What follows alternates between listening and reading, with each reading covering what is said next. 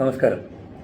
നമ്മുടെ കമ്പനിയിലേക്കായിക്കോട്ടെ, നമ്മുടെ ടീമിലേക്കായിക്കോട്ടെ, നമ്മൾ ഒരു എംപ്ലോയിനെ തിരഞ്ഞെടുക്കുന്ന സമയത്ത് അവരുടെ നൈസ് അനലൈസേഷൻ നടത്തിയാൽ നല്ലതായിരിക്കും. നീഡ്, ഇൻട്രസ്റ്റ്, കൺസേൺ, എക്സ്പെക്റ്റേഷൻ, ഈ 4 കാര്യങ്ങൾ നമ്മൾ അവരുടെ കാര്യത്തിൽ ശ്രദ്ധിക്കുകയാണെങ്കിൽ അവർ നല്ലൊരു എംപ്ലോയി ആയിട്ട് നമുക്ക് വാർത്തെടുക്കാൻ സാധിക്കും. കാരണം നമ്മുടെ കമ്പനിയുടെ അല്ലെങ്കിൽ നമ്മുടെ ടീമിൻ്റെ കാര്യങ്ങളിലൊന്നും അവർക്ക് ശ്രദ്ധയുണ്ടാവില്ല.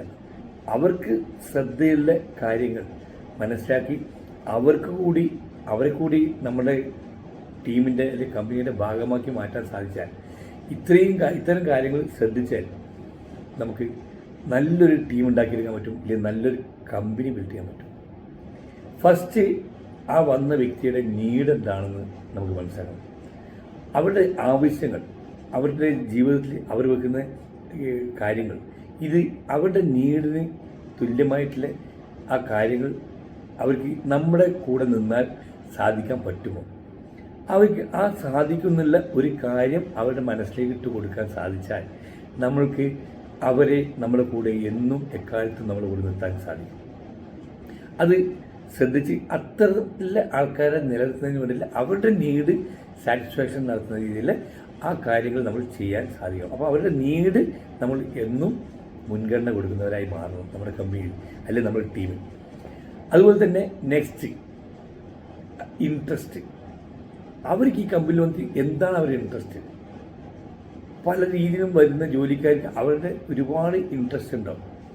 ആ ഇൻട്രസ്റ്റ് നമ്മുടെ കമ്പനിയിൽ നടക്കുന്നതാണോ, നടത്തി കൊടുക്കാൻ സാധിക്കുന്നതാണോ എങ്കിൽ ആ ഇൻട്രസ്റ്റ് മനസ്സിലാക്കി, ചിലപ്പോൾ നമ്മുടെ കമ്പനിയുടെ പോളിസിയായിട്ടും നമ്മുടെ ഇതുമായിട്ടും ഒന്നും അല്ലാത്ത ഇൻട്രസ്റ്റുമായിട്ടായിരിക്കും അവർ വരിക. അവർക്ക് പലതരത്തിലുള്ള ഇൻട്രസ്റ്റ് ഉണ്ടാവും. ആ തരത്തിലുള്ള ഇൻട്രസ്റ്റ് നമുക്കിവിടെ ചെയ്തു കൊടുക്കാൻ പറ്റുന്നതാണോ, അല്ലെങ്കിൽ നമ്മുടെ കമ്പനിയുടെ പോളിസിക്ക് അല്ലെങ്കിൽ നമ്മുടെ ടീമിൻ്റെ ആ ഒരു എത്തിക്സ് വാല്യൂസിനും പറ്റാത്ത രീതിയിലുള്ള വ്യക്തിയാണെങ്കിൽ അവർ നമ്മൾ എടുക്കാതിരിക്കുന്നതാണ് നല്ലത്.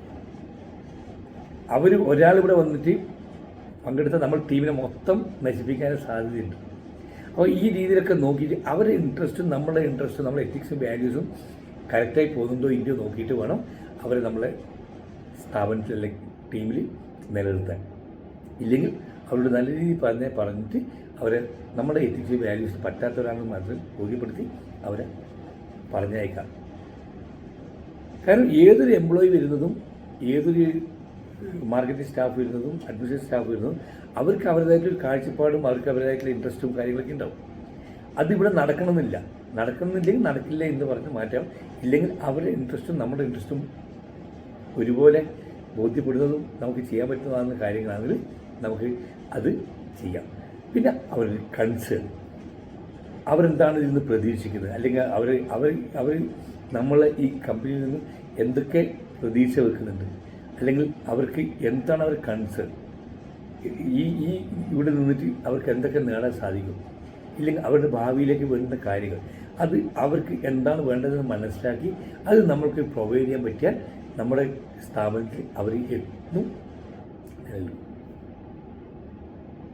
4-മത്തെ അവരുടെ എക്സ്പെക്റ്റേഷൻ. ആ എക്സ്പെക്റ്റേഷൻ, ഒരുപാട് എക്സ്പെക്റ്റേഷൻ ഉണ്ടാവും. ചിലർക്ക് ഒരു എക്സ്പെക്റ്റേഷൻ ഉണ്ടാവില്ല. ചെറിയ രീതിയിലെങ്കിലും ജീവിച്ചു പോയാൽ മതി, അല്ലെങ്കിൽ അങ്ങനെയെങ്കിലും വന്നു പോയാൽ മതി എന്നില്ല, ആ ഒരു എക്സ്പെക്റ്റേഷൻ കൂടിയാണ് അവർ വരിക. ചെറിയ ചിന്താഗതിയും ചെറിയ കാര്യങ്ങളിലവരെ നമ്മുടെ കമ്പനിയിലോ നമ്മുടെ ടീമിലോ നിർത്താതിരിക്കുന്നതാണ് നല്ലത്. വലിയ ചിന്താഗതിയും വലിയ എക്സ്പെക്റ്റേഷനും ഒക്കെയുള്ള ആൾക്കാരെ വേണം നമ്മൾ ടീമിൻ്റെ കൂടെ എന്നും നിലനിർത്താനും ഉപയോഗപ്പെടുത്താനും ഒക്കെ ചെയ്യേണ്ടത്. അല്ലാത്ത പക്ഷം അവർ ചെറിയ രീതിയിൽ ചിന്തിക്കുകയും കമ്പനി വലിയ രീതിയിൽ ചിന്തിക്കുകയും അല്ലെങ്കിൽ ടീം വലിയ രീതിയിൽ ചിന്തിക്കുകയും ചെയ്യുമ്പോൾ നമ്മൾ ടീമിൻ്റെ വളർച്ചയ്ക്കനുസരിച്ച് അവർക്ക് വരാൻ സാധിക്കില്ല. അങ്ങനെ വരുന്ന സമയത്ത് അവർ താനെ പ്രവർത്തനം നിർത്തിപ്പോകുന്ന അവസ്ഥയോ അല്ലെങ്കിൽ അവരെ പ്രവർത്തനം നിർത്തി അവരെ വഴിക്ക് വിടേണ്ട അവസ്ഥയോ നമുക്കുണ്ടാവും. ഇതൊക്കെ മനസ്സിലാക്കി കാര്യങ്ങൾ ചെയ്ത് ഇവരെ കൊണ്ടുവരാൻ പറ്റുമെങ്കിൽ മാത്രമേ നമ്മുടെ ഈ എൻറ്റയർ കമ്പനി മുന്നോട്ട് പോകാൻ സാധിക്കും, അല്ലെങ്കിൽ എൻറ്റയർ ടീം ഡെവലപ്പ് ചെയ്യാൻ സാധിക്കും. അപ്പോൾ അവരിൽ ഈ നൈസ് അനലൈസേഷൻ നടത്തിയിട്ട് വേണം ഒരു വ്യക്തിയെ നമ്മുടെ സ്ഥാപനത്തേക്ക് റിക്രൂട്ട് ചെയ്യുമ്പോൾ ചിന്തിക്കേണ്ട കാര്യം. ചിലപ്പം അവർക്ക് ഹൈ എക്സ്പെക്റ്റേഷൻ ഉണ്ടാവില്ല. അപ്പോൾ ഇൻ്റർവ്യൂ ചെയ്യുന്ന സമയത്ത് നമ്മൾ ഹൈ എക്സ്പെക്റ്റേഷൻ കൊടുത്തിട്ട് വേണം അവരിങ്ങോട്ട് കൊണ്ടുവരാൻ.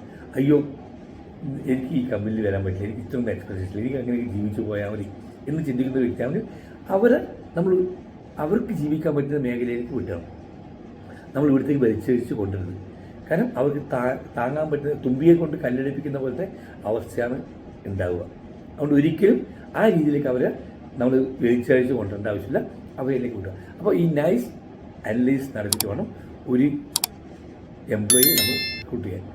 എല്ലാവർക്കും ഒരു ശുഭദിനം നേരുന്നു.